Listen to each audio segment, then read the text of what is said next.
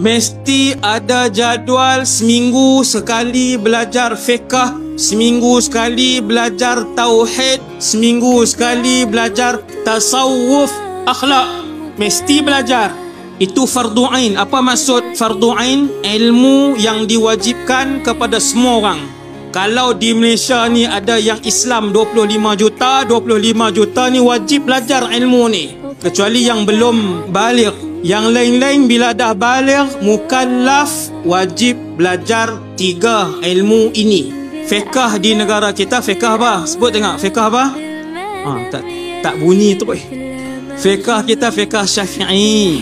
Akidah kita, tauhid kita, akidah kita mazhab Asy'ari ataupun Asy'ariyah.